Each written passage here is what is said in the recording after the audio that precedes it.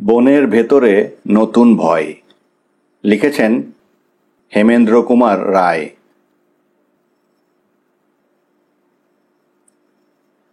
কুচবিহার থেকে মোটর ছুটেছে, আলিপুর গেল, কুমারগ্রাম পেছনে পড়ে রইল। এখন জয়ন্তীর দিকে অগ্রসর হচ্ছে। বিমল ও কুমার শিকারে বেরিয়েছে। কুমারের মেলো মহাশয় কুচবিহারে বড় চাকরি করেন। তাঁরই নিমন্ত্রণে কুমার ও তাঁর বন্ধু বিমল কুচবিহারে এসে আজ কিছুদিন ধরে বাস করছে। তাদের শিকারে তোড়জোড় করে দিয়েছেন তিনি। জয়ন্তীতে কুচবিহারের মহারাজার শিকারের একটি ঘাঁটি বা আস্তানা আছে। স্থির হয়েছে বিমল ও কুমার দিন 2-3 সেখানেই থাকবে এবং শিকারের সন্ধান করবে। জয়ন্তীর অবস্থান হচ্ছে কুচবিহার ও ভুটানের সীমান্তে। এখানকার নিবিড় বনে বাঘ ও অন্যান্য হিংস্র জন্তুর অভাব নেই। শীতের বিকাল, রোদের আঁচ কমে আসার সঙ্গে সঙ্গেই পাহাড়ে শীতের আমেজ একটু একটু করে বেড়ে উঠছে। ধুলোয় ধূসরিত আঁকা বাঁকা পথের দুই পাশে চাঁদের গ্রামগুলো গাছপালার ছায়ায় গা এলিয়ে দিয়েছে। এপাশে ওপাশে বুনো কুলগাছের ঝোপের পর ঝোপ। মাঠে মাঠে যে গরুগুলো চড়ছে তাদের কোনোটা মোটর দেখে নতুন কোনো দুষ্টু জন্তু ভেবে ল্যাজ তুলে তেড়ে আসছে, এবং দেশি কুকুরগুলোও গাড়ির শব্দে ঘুম ভেঙে যাতায়াতে খাপ্পা হয়ে ঘেউ ঘেউ করে ধমকের পর ধমক দিচ্ছে। এইসব দেখতে দেখতে ও শুনতে শুনতে সন্ধ্যার ছায়া ঘন হয়ে উঠল এবং গাড়িও জয়ন্তীর ঘাঁটিতে গিয়ে পৌঁছল। একতলা সমান উঁচু শালকাঠের খুঁটির ওপরে শিকারের এই ঘাঁটি বা কাঠের বাংলো। একজন কুচবিহারী রক্ষী এখানে থাকে। আগেই তাকে খবর দেওয়া হয়েছিল। সে এসে গাড়ি থেকে মোটমার নামিয়ে নিতে লাগল। একটি কাঠের সিঁড়ি দিয়ে বিমল ও কুমার বাংলোর ওপরে গিয়ে উঠল। সেখান থেকে চারদিকের দৃশ্য টার্নারের আঁকা একখানি ছবির মতো। একদিকে ভুটানের পাহাড়, আকাশের দিকে মুকুট পরা মাথা তুলে সগর্বে দাঁড়িয়ে আছে, এবং তার নিচের দিকটা গভীর জঙ্গলে ডুব দিয়ে অদৃশ্য। অস্তগত সূর্যের ফেলে যাওয়া খানিকটা রাঙা রং তখনও আকাশকে উজ্জ্বল করে রাখার জন্যে ব্যর্থ চেষ্টা করছিল। পাতলা অন্ধকারে চারদিক ঝাপসা হয়ে গেছে। পৃথিবীর সমস্ত শব্দ ক্রমেই যেন ঝিমিয়ে পড়ছে, এবং বহুদূর থেকে মাঝে মাঝে ভেসে আসছে দু একটা গরুর হাম্বারব। বিমল পাহাড় ও অরণ্যের দিকে তাকিয়ে বলল, কুমার, ও জঙ্গলে কেবল বাঘ নয়, হাতিও থাকতে পারে। কুমার বলল, ভালোই তো। কলকাতায় অনেকদিন ধরে লক্ষ্মী ছেলের মতো হাত গুটিয়ে বসে আছি।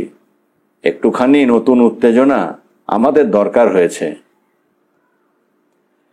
কিন্তু সেবারে উত্তেজনা এলো সম্পূর্ণ নতুন রূপ ধরে, অপ্রত্যাশিতভাবে।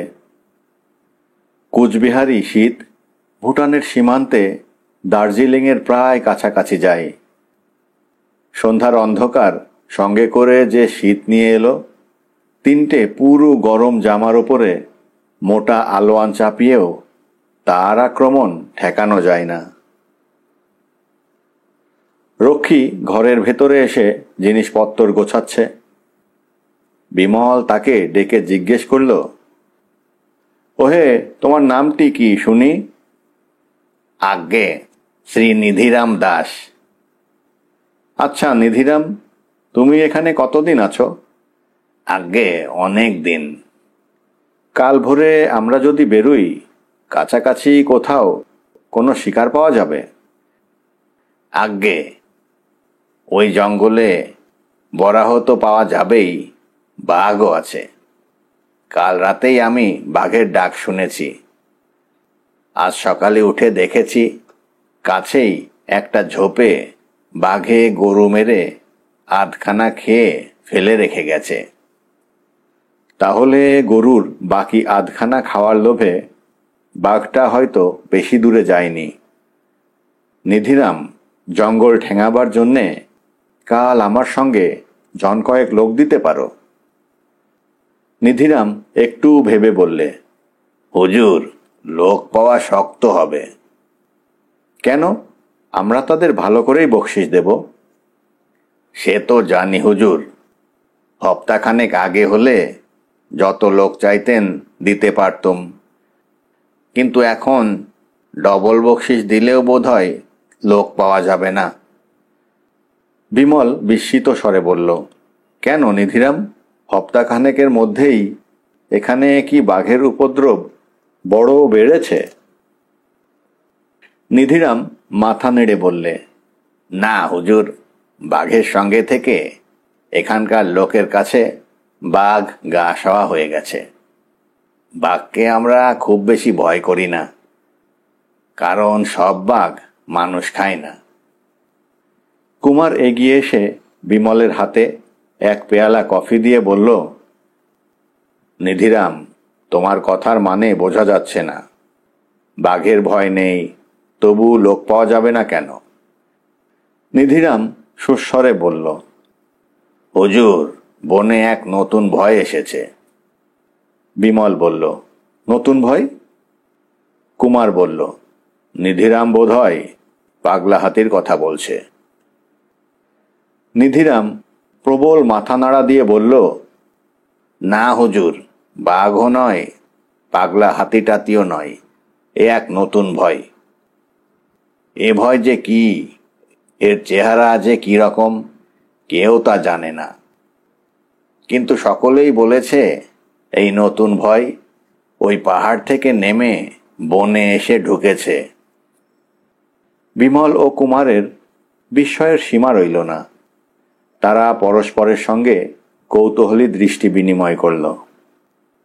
নিধিরাম বলল, জানেন হুজুর, এই নতুন ভয় এসে এক হপ্তার ভেতরে 3 জন মানুষকে প্রাণে মেরেছে। বলো কি? আজ্ঞে হ্যাঁ। সিদাম একদিন বনের ভেতরে গিয়েছিল। হঠাৎ সে চিৎকার করতে করতে বন থেকে বেরিয়ে এলো। তারপর ধড়াস করে মাটিতে পড়ে মরে গেল।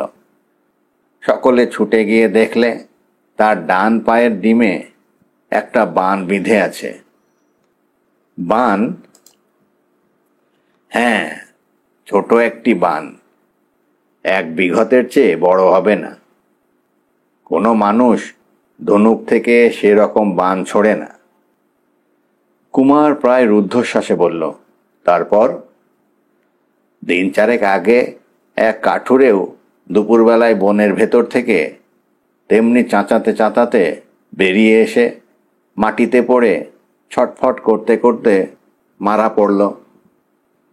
তারও গোড়ালির ওপরে তেমনি একটা ছোট বান বেঁধা ছিল। তারপর? তারপর? কাল বনের ভেতরে আমাদের গায়ের অসীমউদ্দির লাশ পাওয়া গেছে। তার পায়ের ওপরেও বেঁধা ছিল সেই রকম একটা ছোট বান। বলুন হুজুর, এরপরেও কেউ কি আর ওই ভেতরে যেতে ভরসা করে? বিমল ও কুমার স্তব্ধভাবে কফির পেয়ালায় চুমুক দিতে লাগল। শূন্য পেয়ালাটা রেখে দিয়ে বিমল ধীরে ধীরে বলল, নিধিরাম, তুমি যা বললে তা ভয়ের কথাই বটে। 3টি মানুষের প্রাণ যাওয়া কি যে সে কথা? কিন্তু যারা এই খুন করেছে তাদের কোনো সন্ধানই কি পাওয়া যায়নি? কিছু না হুজুর, লোকে বলে এ মানুষের কাজ নয়। এত ছোট বান কোনো মানুষ কখনো ছুঁড়েছে বলে শোনা যায়নি। প্রত্যেক বানই এসে বিঁধেছে পায়ের উপরে, এও একটা ব্যাপার। আজ্ঞে হ্যাঁ, কোনো বানই পায়ের ডিম ছাড়িয়ে ওপরে ওঠেনি। আর পায়ে কেবল অতটুকু বান বিঁধলে মানুষ মারা পড়ে না। কাজেই বোঝা যাচ্ছে বানের মুখে বোধহয় বেশ মাখানো ছিল। কবিরেজ মশাই ও লাশগুলো দেখে ও কথাই বলেছেন।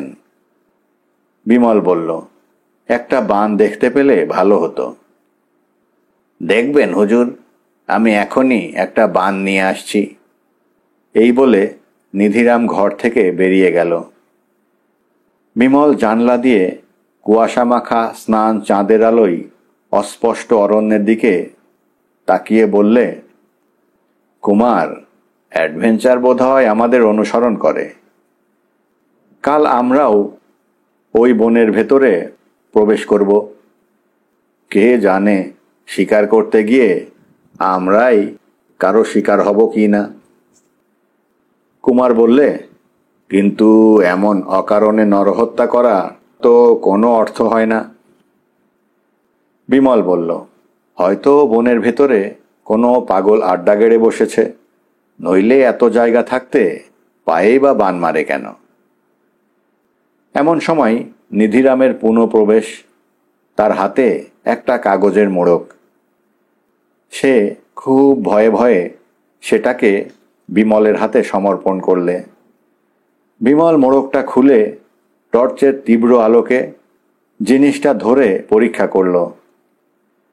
কুমারও তার পাশে দাঁড়িয়ে সাগ্রহে ঝুঁকে পড়ে দেখতে লাগল।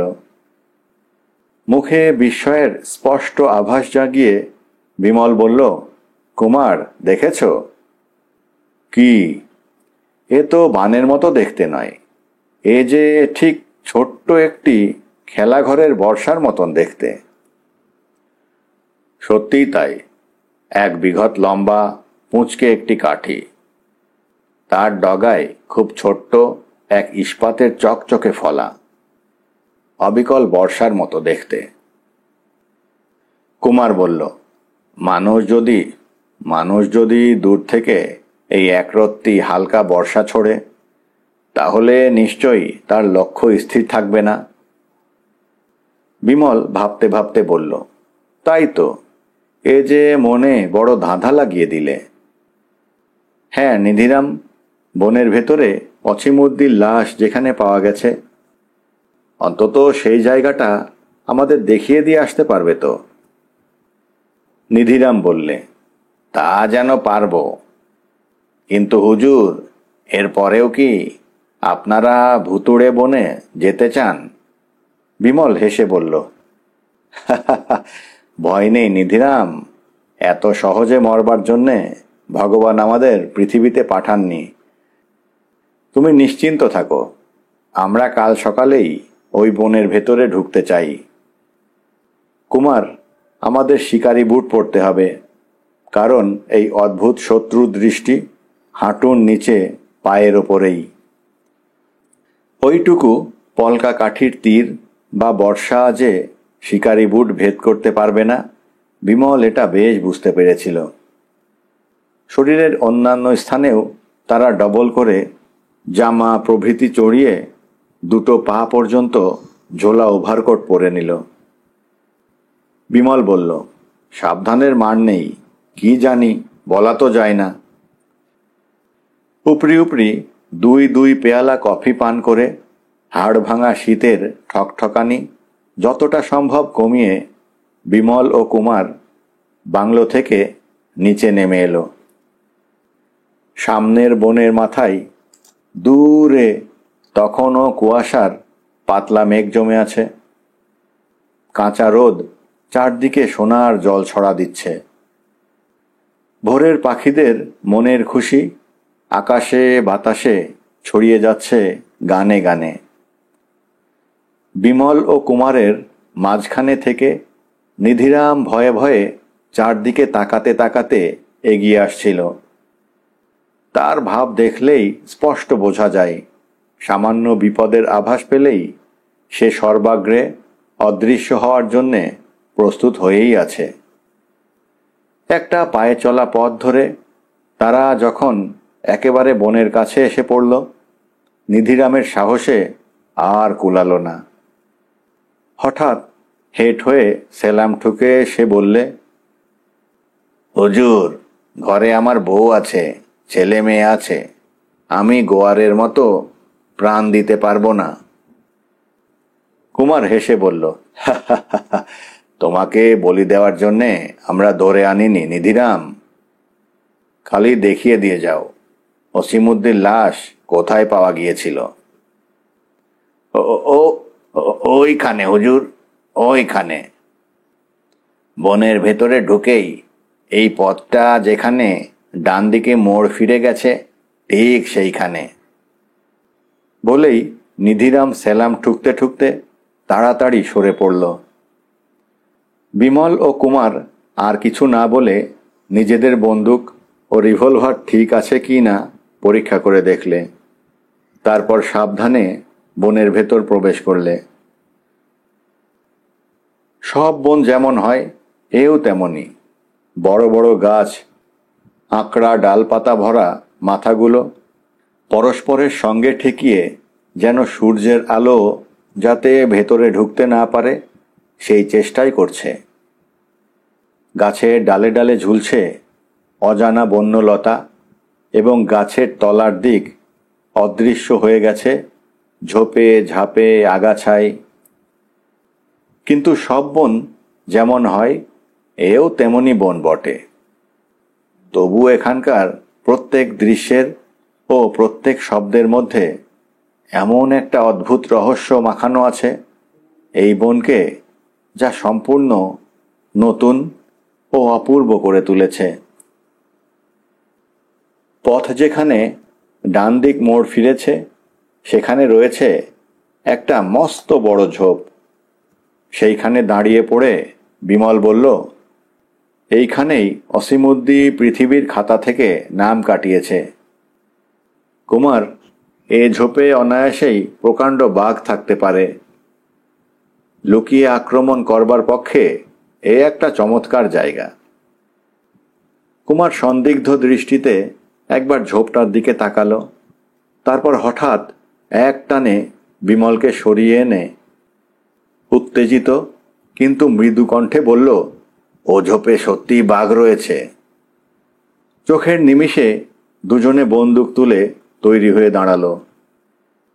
বিমল বলল, কই কই বাঘ? ঝোপের বাঁ পাশে তলার দিকে চেয়ে দেখো। ঝোপের তলায় বড় বড় ঘাসের ফাঁক দিয়ে আবছা আলোতে মস্ত একটা বাঘের মুখ দেখা গেল। মাটির ওপরে মুখখানা স্থির হয়ে পড়ে আছে। এমন উজ্জ্বল ভোরের আলোতেও ব্যাঘ্র মহাশয়ের সুখনিদ্রা ভঙ্গ হয়নি। তারা দুজনেই সেই মুখখানা লক্ষ্য করে একসঙ্গে বন্দুক ছুড়ল, কিন্তু বাঘের মুখখানা একটুও নড়ল না।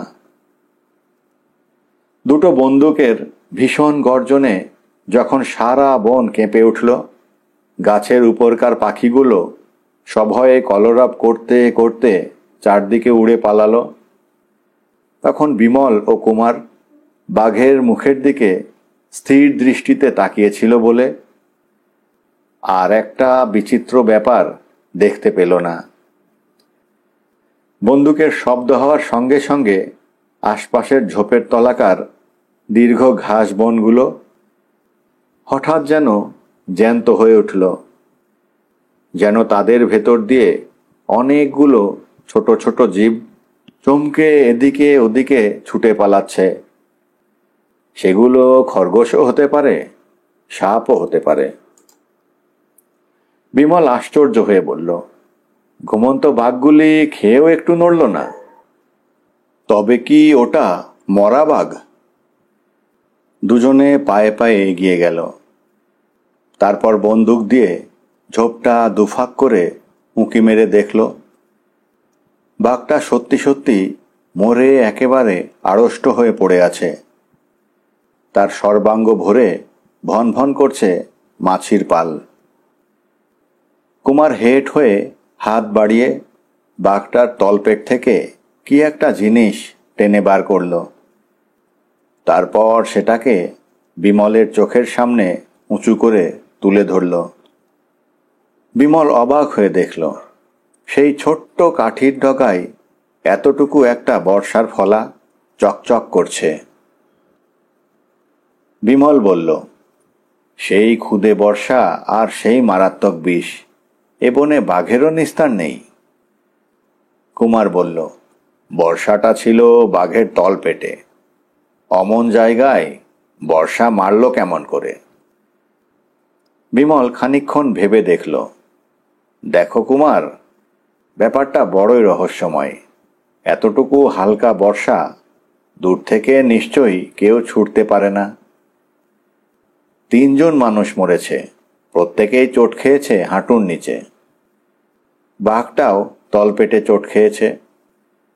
সুতরাং বলতে হয়, যে এই বর্ষা ছুঁড়েছে নিশ্চয়ই সে ছিল বাঘের পেটের নিচে। হয়তো বনের এই অজানা বিপদ থাকে নিচের দিকেই, ঝোপঝাড়ে লুকিয়ে। কুমার বলল, কিংবা বাঘটা যখন চিত হয়ে শুয়েছিল বর্ষা মারা হয়েছে তখনই। আচম্বিতে বিমলের চোখ পড়ে গেল কুমারের শিকারি বুটের ওপরে। সচকিত স্বরে সে বলে উঠল, আরে কুমার, কুমার, তোমার জুতোর দিকে তাকিয়ে দেখো একবার। কুমার হেঁট হয়ে সভয়ে দেখল, তার শিকারি বুটের ওপরে বিধে রয়েছে একটা ছোট বর্ষা। আঁতকে উঠে তখনই সেটাকে টেনে সে ছুঁড়ে ফেলে দিল। বিমল বলল, ও বর্ষা নিশ্চয়ই তোমার বুটের চামড়া ভেদ করতে পারেনি, কারণ তোমার পায়ের মাংস ভেদ করলে তুমি নিশ্চয়ই টের পেতে। ওহ, ভাগ্যে শিকারি বুট পরেছিলুম। কিন্তু কি আশ্চর্য বিমল, এই অদৃশ্য শত্রু কোথায় লুকিয়ে আছে? বিমল ও কুমার সাবধানে ওপরে নিচে আশেপাশে চতুর্দিকে তীক্ষ্ণ দৃষ্টি নিক্ষেপ করতে লাগল। কিন্তু উঁচু গাছের ডালে একটা ময়ূর, একটা হিমালয়ের পায়রা, গোটা কয়েক শকুনি ছাড়া আর কোনো জীবকে সেখানে আবিষ্কার করতে পারল না। বনের তলায় আলো আঁধারির মধ্যেও জীবনের কোনো লক্ষণ নেই। যদিও কেমন একটা অস্বাভাবিক রহস্যের ভাব সেখানকার প্রত্যেক আনাচ কানাচ থেকে যেন অপার্থিব ও অদৃশ্য দৃষ্টি নিক্ষেপ করছে, এবং সুযোগ পেলেই যে কোনো মুহূর্তেই সে যেন ধারণাতীত মূর্তি ধারণ করে বাইরে আত্মপ্রকাশ করতে পারে। হঠাৎ সামনের লম্বা লম্বা ঘাসগুলো সরসর করে কাঁপতে লাগলো। তার ভেতর দিয়ে কি যেন ছুটে যাচ্ছে, ঠিক যেন দ্রুতগতির একটা দীর্ঘ রেখা কেটে। মাটি থেকে টপ করে একটা নুড়ি তুলে নিয়ে কুমার সেই দিকে ছুড়ল। সঙ্গে সঙ্গে ঘাসের কাঁপুনি বন্ধ হয়ে গেল। ওটা কি জন্তু দেখতে হবে বলে কুমার যেখানে নুড়ি ছুঁড়েছিল সেই দিকে দৌড়ে গেল। তারপর পা দিয়ে ঘাস সরিয়ে হেঁট হয়ে দেখেই সবিস্ময়ে চিৎকার করে উঠল, কি কুমার, কি কি? কিন্তু কুমার আর কোনো জবাব দিতে পারল না। সে যেন একেবারেই থ হয়ে গেছে। বিমল তাড়াতাড়ি তার কাছে গিয়ে দাঁড়ালো, কিন্তু নিচের দিকে তাকিয়ে সেও যেন শিউরে উঠে বলল, কুমার, কুমার, এও কি সম্ভব? মাটির ওপরে শুয়ে আছে অসম্ভব এক নকল মানুষ মূর্তি। লম্বায় সে বড়জোর 1 বিঘত। কুমারের নুড়ির ঘায়ে অজ্ঞান হয়ে গেছে। 1 বিঘত লম্বা বটে, কিন্তু তার ছোট্ট দেহের সবটাই অবিকল মানুষের মতো। মাথার চুল, মুখ, চোখ, ভুরু, নাক, চিবুক, কান, হাত, পা। মানুষের যা যা থাকে তার সে সবই আছে।